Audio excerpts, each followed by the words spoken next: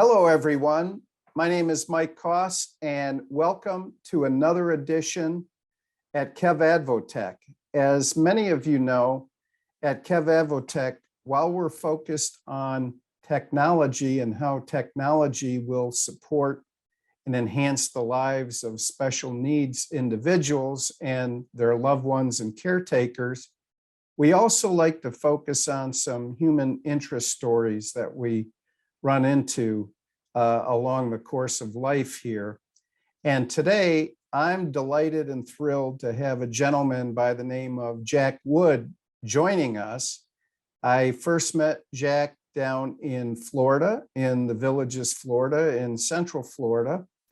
And Jack started a local chapter of a nonprofit called Best Buddies. But before we get into that, I'd like Jack to introduce himself. So Jack, thank you for joining. Welcome. And if you don't mind, tell the audience a little bit about yourself. If you could share a little bit about your background in your family. Okay. Well, we live in the Villages, Florida, and we've been here 5 years. I was formerly in corporate life with two major companies, Nationwide Insurance and Erie Insurance. I had a total of 42 years of service in those two organizations. I'm married. My wife's name is Ray. I have two children, Andrew, who's married, and his wife's name is Quillen. And I have another son by the name of Jonathan.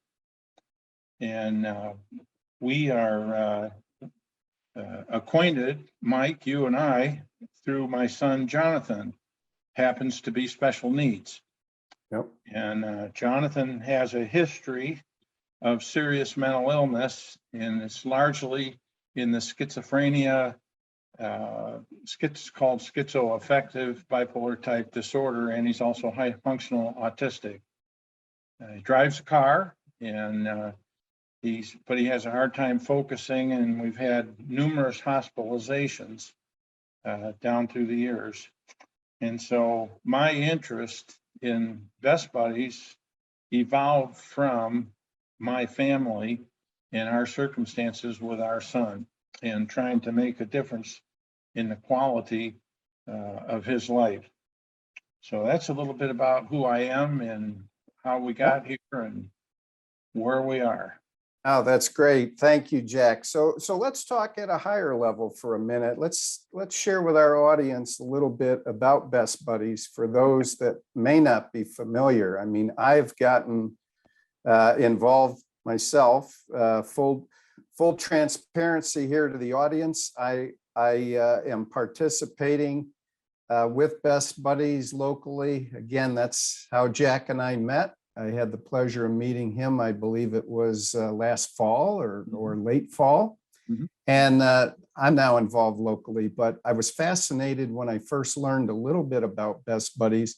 It's just a huge organization globally, and certainly at a national level. I think there's a chapter or another in every state in the country, right, Jack? And yes.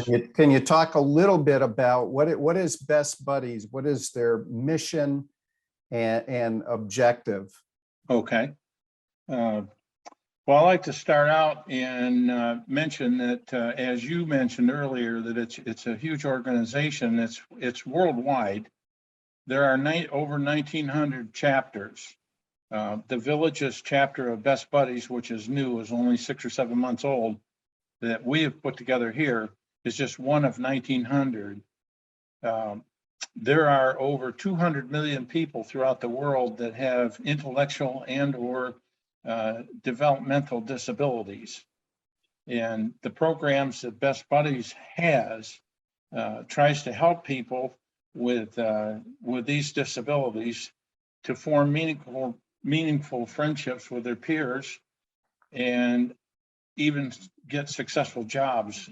We have a lot in our chapter actually that are working, and it helps them to live independently. And we actually advocate public speaking and other type of communication developmental skills.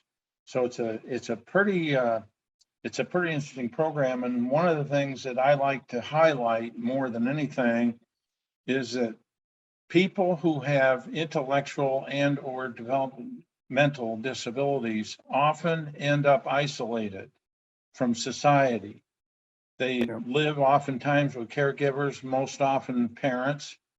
And they get out when the parents get out, and they really don't have a peer group to hang with. And Best Buddies is a phenomenal organization that promotes more friendships and less isolation for these folks. Yeah, and I think that's key, right, Jack? I mean, especially when you think about the last 2 years with COVID, right? Absolutely. The pandemic, isolation has affected all of us, but especially this group of special needs individuals. Well, you make a very interesting point. And anybody out there that spent a year and a half at home in isolation due to COVID-19, you've got a chance firsthand to see what it's like to be an individual with developmental disabilities stuck at home, because that's their entire life. And it was just my life for about 18 months. And we lived through it, but it was lonely. Sure. So you had asked about a mission. The Best Buddies does have a mission. They're a 501(c)(3) organization, and so all the donations are tax deductible. They operate with volunteers globally, and what we try to do is create one-on-one relationships and or integrated employment opportunities, or to try and find opportunities for leadership where they can become speakers and talk about their disorders and advance the mission. Raise the awareness, right? Raising the awareness, right. So Jack, can you tell us a little bit about, I want to jump into the local level, right? The villages. So when did you first start thinking about Best Buddies there and organizing this local chapter? We've been working on a family trust and a special needs trust for our son, and to get set up so that his future is going to be as best off financially as possible. We met an attorney in Orlando, and in a side conversation, we happened to find out that she was a part of Best Buddies International. I didn't know anything about it at the time. And she's the one that explained to us that Best Buddies has about 3 tiers of programs. They have a high school program, they have a college and university program, and then they have a citizens program. We became aware through her, and it became interesting to me that, because we were thinking, of course, about our own son, Jonathan, this would be a great opportunity for him. So we came back and researched it. She gave us some names, and we got a hold of the chapter leaders down in Orlando, and they actually came out to the villages and met with me. I actually met them in Claremont, Florida, which is about 45 minutes south of where we live right here. We met with another lady, and they explained what the program was, and that's where it was born, and the idea of it surfaced. The high school program is a program where they take advanced, typically advanced placement students, and they'll go into the emotional support classroom and take students that have disabilities, intellectual and developmental disabilities, and they will pair them up with an advanced placement student, and then they can get like senior credit and developmental credit as a student in high school for participating with an individual that has disabilities. Mhm. And they would write reports, etc. The same process takes place in college. And a lot of times in college, it's your social psychologist, your psych majors, uh, nursing school, different disciplines in college. They will give 6, 8, 10, 12 credit hours of support for students that involve themselves with special needs students. And there are a lot of colleges and universities that have special need students in the college, literally going to school. And so that's how the colleges work, and that's how the high schools work. Well, when you get out of school, there really wasn't anything out there for people like my son and your son and others that where they would promote partnerships, one-on-one friendships. And so they developed a concept called the Citizens Group. And that's what we put together here in the villages. Mhm. And we have already have disclosed the need for partnering with close to 50 intellectually disabled individuals right here in the villages. So we went from 0 in October. We have now in excess of 150 people in our chapter, and probably one of the fastest growing chapters in the country. It's really phenomenal what has happened, and the parents and the caregivers have joined in with their, I'm going to call them IDD, intellectually and developmentally disabled, their IDD family members, and we started having meetings. So we have a group activity meeting on the third Wednesday of every month from 6 to 9 o'clock, 6 to 8 o'clock at night. And there's always a theme. There's always something they can do, and they love coming there. We've had a bingo night one of the months. We had a New Year's party one month. We had a Christmas party. We did a Valentine's Day theme. This coming month in June, we're having a picnic. I'm going to have hots and hamburgers, and they'll play bocce ball and different events and shuffleboard, and come to that event. The one we had last month was quite interesting. Best Buddies International has a fundraiser called Friendship Walk. Right. And you raise money for your chapters and for the Best Buddy organization. And so what we decided to do is to have a walkathon locally as one of our monthly activity events, which we did.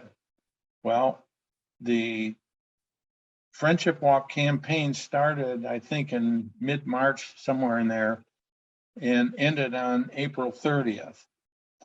And our chapter, I'm really proud of this, our chapter raised $12,996. And our first, not even full year as a chapter, we were second in the whole region for our contributions. We outdid all the corporations and all the schools and all the universities and That's amazing. all the other citizens chapter. Titusville High School came in at the last minute, and they had a corporation that doubled their money. And so they took the number 1 position, but we were the top citizens chapter and second overall. So we really grabbed the interest in of the corporate side of Best Buddies, and I think our members were pretty proud. And we had the trophy there at our walkathon and last week or 2 weeks ago, and it was a pretty big deal. I saw some of the pictures. Unfortunately, we were back in Michigan, and Kevin and I and my wife Ruth couldn't be there, but it looks like it was a great event, and a lot of proud people, right? I saw some folks holding the trophy, but that's amazing, Jack, that in such a short time, you and the team have been able to build up this we've got enthusiasm and participation. I think we have 10 people on our board right now. and we have a regular organization, the president and the executive vice president, treasurer, and we have directors. And we've just at this last meeting agreed to have a slot for 3 of our IDD family members become part of the board, so that things that we're doing and what our policies and procedures are set to do with our chapter, we get the input in what it looks like from their view by sitting in on the board. And they're real proud to be there, and they make contributions, and they have made a contribution already. So that's pretty exciting. And we have a leadership team meeting once a month. We meet the second Wednesday from 1 to 3 o'clock every month. And then we have our group activity meeting on the third Wednesday. Now, that's Jack, I could share with the audience firsthand, having been there and a part of this, that these activity nights that the local chapter here hosts is filled with a lot of love and enthusiasm. And what most captured me, I've only had the opportunity to attend a couple of them. There are some talented people, some talented young adults that love to, get up and share their talents. I was there one of the nights when some folks were singing. Mm-hmm. Got up and sang, and, and it was a beautiful thing. Well, the thing probably, it does tug at your emotional strings.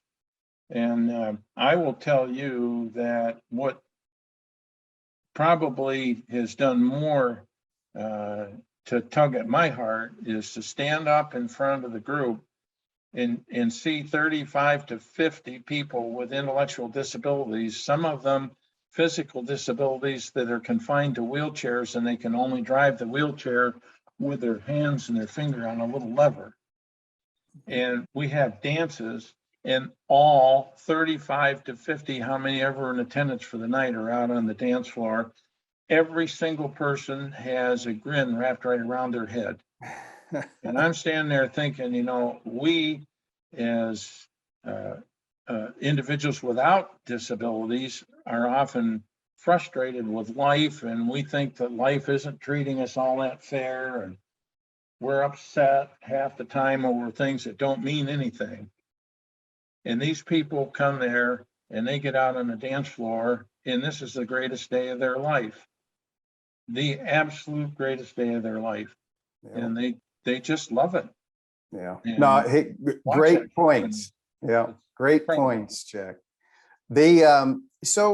So in addition to these activity nights, which I know all the members look forward to, and I just love the planning that happens in advance. I mean, the folks that you have on the leadership team, I mean, a number of the women that are planning these things are just pouring themselves into it. Very thoughtful activities, well planned, different items that are made in advance, and some of that. But tell me a little bit further. The other part of Best Buddies is this one-on-one relationship, right? And I know, absolutely.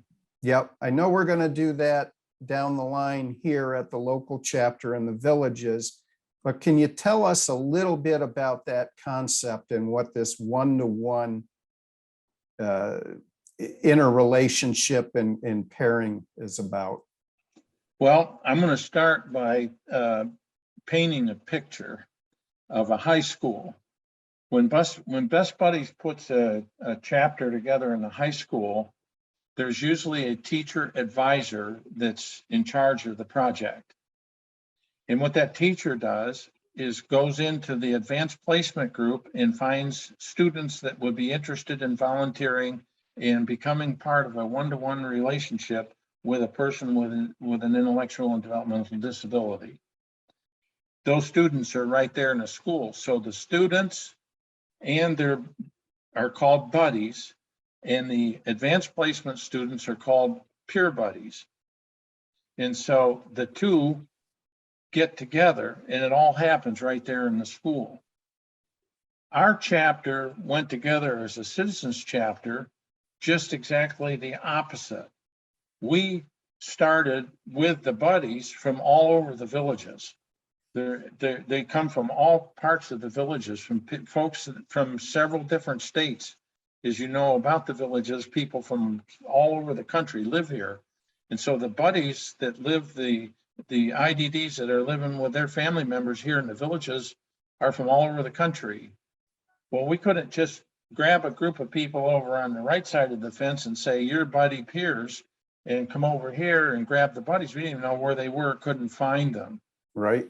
Well, they came out of the woodwork. And what happened is we built our organization, and it is an organization full of buddies and full of parents and caregivers and no buddy peers. At least at the moment, right? At least at the moment, right.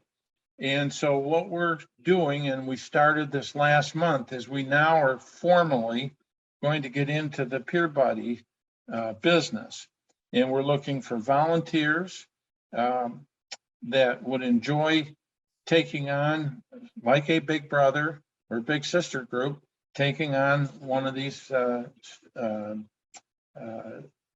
buddies as and be their peer buddy. A nurse retired, a school teacher retired, a school administrator retired, a psychologist retired, spiritual advisors, they could come from any walk of life. And what we're trying to do now, our goal between now and the end of the year is that every single buddy in our chapter will be paired up in a one-to-one friendship, and that they'll offer mentoring, and it gives the buddy a chance to improve the quality of his or her life in a level of inclusion that they've not had, that they're actually typically excluded. And Sure. so that's the next phase. So most chapters, the colleges and in the high schools, those chapters go together by putting peers and peer buddies together right up front. Ours went together. We had all the buddies came to the table, and all the parents and the caregivers showed up at our meetings with as much interest as the buddies have. And Yeah. so we kind of put the organization together, and now we're doing the one-on-one friendships. What would you say to anyone watching this, listening to our conversation, Jack, within the villages that are learning about Best Buddies in the local chapter for the first time and just love volunteering, right? As we know in the villages, people give a lot, right? There are so many charities, so much giving. What would you say to somebody that's listening to us and may be interested in finding out more and how they may become a buddy peer? Well, I probably would break our population into a couple segments. I would probably start with professionals that have worked with individuals with disabilities as a profession throughout their work life. So this would be an extension for them of a part of society that they have been a part of from a career standpoint, the better part of their adult life. And this would be an opportunity for you to give back to the community the knowledge and skills that you have in dealing with these folks. And you will be tremendous mentors and peer friends for these people. And the reward, you have to try it to see it. I don't have words in my vocabulary to explain the pride I have. And I have two buddies right now that I work with that are part of our group. And I would just say, if you've been in the business, just get back in the business now and do it for fun, because not that you didn't do it for fun before. The other group I would say is you've never had any exposure to to people who have intellectual and or developmental disabilities, other than you know somebody that's that way, but you don't know an awful lot about it, and you've never been a part of the community. I would say if you love people and you like to help people and you have a giving heart, you probably ought to call us up and come over and experience it personally, what it's like to touch the life of somebody that is as isolated and socially excluded as the folks are that come to our meetings. Yeah. No, that's good input, Jack. Yeah, it's we've got work ahead on that piece, right, with the pairings, and yeah, I think it was helpful, very helpful to explain, the type of individuals you might be looking for on the buddy peer side. Tell me, we actually, and this won't show really well on the computer, but I need to do this because Marion Chalupa, she's one of our best buddy caregivers, put this chart together on how to do peerings. I mean, it's very formal what she put together that says to launch the launch phases and the associated tasks with hooking up our peer buddies, or our buddies with peer buddies. And she came to our last board meeting with 2 charts, and she's got this whole thing almost scientifically designed. all flow charted. She's Yep. all flow charted out, right? And Marion she's just an incredible, highly energetic individual that's heading up this committee. And another one I'll mention is Julia Bagdonis and Christy Sullivan. The 2 of them, Christy helps me with the administration side, and Julia Bagdonis has successfully put together 12 monthly activity meetings that are stunning. Packed with fun, right? And it's packed with fun. Yep. And so the volunteers have come out. And so to get involved, we're looking for anybody and everybody that would be interested in participating with the intellectual and developmentally disabled community, either as a peer buddy or a volunteer to be a part of the organization to help us just run it. Sure. We have a lady by the name of Ray White, and she has no connection whatsoever to Best Buddies. She has nobody at home that's disabled. She just came because she loved the idea of Best Buddies, and she's now on our board. Yeah, that's amazing. Just an amazing group of people, as I mentioned earlier, and I'm glad you mentioned the names here because they are all incredible, and it's really developing, I think, in a pretty exciting manner. So looking ahead, Jack, what do you see? We could throw numbers out there. What do you see this organization, this local chapter, potentially looking like 12 to 18 months from now? I mean, and I'm talking, size wise, activities wise, some things that maybe, we may be thinking about for the individuals to get more involved in. I know you and I have talked a bit about the villages in general and just trying to guesstimate a little bit. You've got 35 to 50 those with special needs that are part of this right now. We think the numbers, you and I have been talking, the numbers out there in the villages could be significantly higher, right? I mean, how big do you think this thing could get and be manageable? So could be a difficult question, and I don't want to put you on the spot. I'll take a run at it. Countrywide, 1% of the general population is classified as serious mentally ill. If you have 325 million people in the country, that means there's 3.2 million people in the country that are mentally ill of some sort, serious mental illness. If half of those are classified with Down syndrome, autism, cerebral palsy, different type of traumatic brain injuries, and or serious mentally ill like schizophrenia and schizoaffective disorder, all the different obsessive compulsive, all different disabling, mental disabling.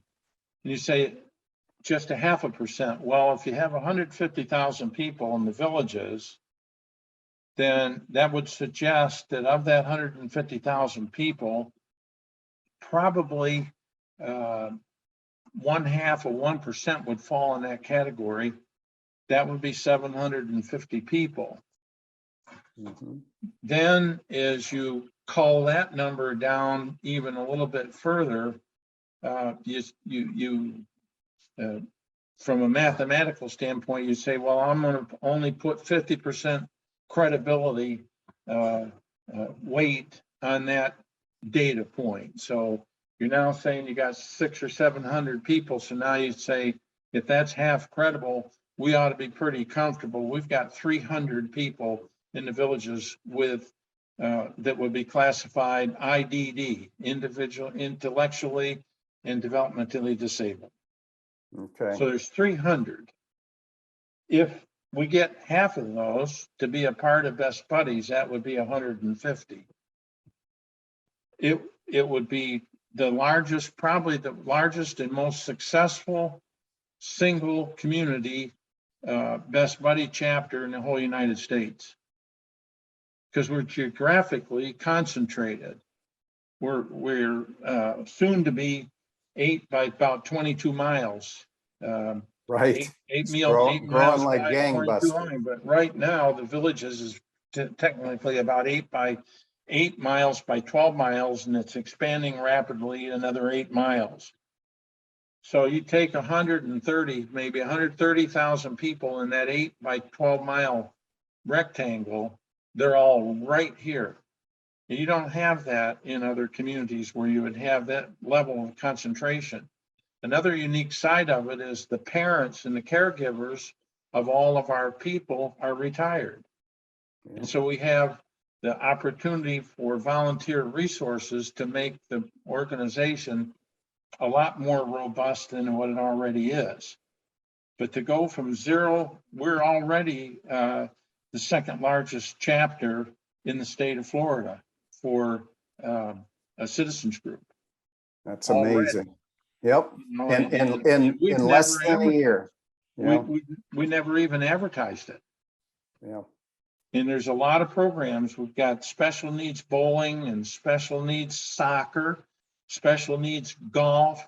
One of our best buddies, one of our buddies was in Orlando for the Special Olympics, and she won the gold medal in bocce ball. Wow. Yeah. Just this past weekend. Yeah. And That's great. And we just have all kinds of different things going on. We have a special friends group. One of our board members runs the dance facility. They have a quarterly dance. It's a special friends dance, and that's a big deal. They have a disc jockey and food and snacks, and everybody has a ball. And so we got all these things going on. And so to ask me what it's going to be like when it's finished, we really don't have another chapter that we're able to benchmark off from to establish with credibility any kind of empirical goals. You're right. I'm suggesting probably 150 peers or 150 buddies and 150 peers 3 years from today, with an organization that's self-supporting and viable and it's running. I'd probably be the happiest camper in America. I think that would be something to be really proud of. And, you know, it's really hard to run an organization it's the old saying, every organization has 3 to 4 people that do all the work and 100 that enjoy all the privilege. You're Well, right. it's not working quite like that here because people want to help, and it's the unique side of living in a retirement community. So I don't know. Jack? It's pretty exciting. Yeah, I can tell you. absolutely. As I listen to you talking, and we're talking numbers, and I realize it's hard to really look ahead and land on some numbers and statistics. But as you're talking, I'm thinking of, we're going to need a bigger boat, Jack. Yeah. I think it's amazing. I mean, when you think about it today, right? You've got the rec center booked out, through the remainder of the year, and it fits everyone comfortably right now each month for activities night. And I know there's outdoor events and other outside activities on the agenda, right? Which will be good. Yeah, we're talking about, right. We're talking about renting a bus possibly some Saturday or some Wednesday, whatever, because people with IDD are every day is Saturday with them. It's just like it is for you and I. They're retired. Basically, they any day works. We'll grab a bus and put 50 of them in a bus and take them to Busch Gardens or take them to the Orlando Zoo or take them down to a special event at Disney or Universal. There's a lot of things we could do. Well, let's talk about that for a minute, Jack, because others out there may be wondering. So yeah, we have some of these activities, and we're going to do some things that are pretty exciting. And by the way, there's a cost associated with that, right? But there is. But what Best Buddies is about, and in corporate and how the funds flow down, I mean, even based on the great results that you and the team had for the recent friendship walk and raising money.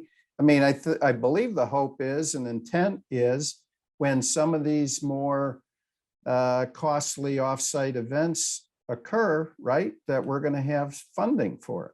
Some funding. Yep.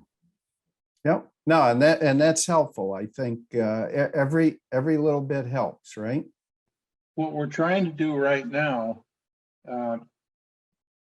because Best Buddies is a volunteer organization, it takes employees of Best Buddies who are full-time employees to put it together, to get people like myself and yourself, get us together, and then help us build a chapter and get it going. Right now, the title of the job is program manager. And we have an opening because the program manager that helped us build the village's chapter just took on a better job in a different organization. She's now the director of dancing. And this gal is a professional dancer for the Orlando Magic. And she dances at all their ball games, and she teaches dance. So she's going over there and she's going to be working with the villages and different organizations we have here in the villages with special needs people, teaching them to dance. So that job is open, and I've gone to Best Buddies and I've said, you've seen what we've done, and you saw what we were able to raise in funds. I hope that would get your attention, that maybe you would consider staffing the job more local to where we are, because we've got a market that could actually become a region for Best Buddies with all the schools that are contiguous to the villages, plus the villages itself has now 2 schools going in, and it's a huge market. So that's what the fundraising did. And yes, you're absolutely right. It should give us a little hand to offset some of the expense of doing some things off site, like a trip. Well, I think, no, and that's wonderful, Jack. I think, kind of take a step back a minute and start to wrap this up some. you know, it's no secret, and we talked about this a little bit earlier. It's the community of the villages is got a combination of, you know, some wonderful people, residents that are very giving of their time and want to help. We've been talking about here the special needs individuals. That population is probably growing just simply because the villages is expanding. Yes, it is. And it's just a unique thing when you couple that with all these other activities. You mentioned a few of them a few minutes ago that these special needs individuals get involved in. There's so much for them to participate in. And I think we both agree that's extremely important to their health and long-term well-being. So as you know, just encouraging anyone that wants to get involved, like you said, Yes, please reach out, attend a meeting, attend an activity night, see what it's all about. And we look forward to spreading the word among the other villagers about this very special group. Jack, is there anything else you want to add in closing today? I would say to people that would like to learn more about Best Buddies, go to bestbuddies.org. It's a website. I want to be sure I'm correct on that, but No, you are. In fact, I double checked it Yeah. this morning, bestbuddies.org. And a lot of information out there. In fact, Yes, they have a map that shows all 50 states, you know, for others that are watching this that aren't located and living in Central Florida. As we mentioned, this is a worldwide organization, a huge presence in the US. And you can click on and find a map on there where it shows the locations in each and every state. Yes. So I think there's lots of ways to get involved. And as you mentioned, there's close to 2,000 chapters here. Yep. So, And if you want, I don't know how you're able to edit this, but if you want to put Christy Sullivan's name and my name out with our cell phone numbers, you're welcome to do that. yeah, absolutely. I will do that when I publish this video and interview, and I'm going to have a short article in front of that, Jack. So Okay. I will be happy to do that. Yep. And then anybody that's interested, they can call us and we'll take it from there. Great. Well, look, a couple things. First off, thank you very much for your time, Jack. I appreciate that.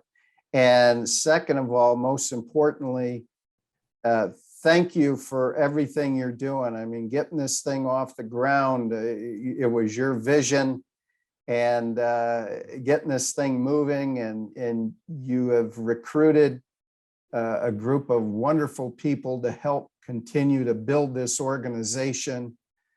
And I just can't thank you enough. Appreciate your leadership and giving back to this community. And I hope anyone who's watched this today is inspired by what's happening here in Central Florida. So in closing, I'd like to thank you all for joining us at KevAdvoTech today, and please stay tuned for future events, future interviews like this. And Jack, love to check in with you down the line. We'll do another one of these as things continue to grow and develop there at Best Buddies in the villages.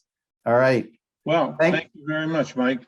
All right. Thank you again, everyone. You take care.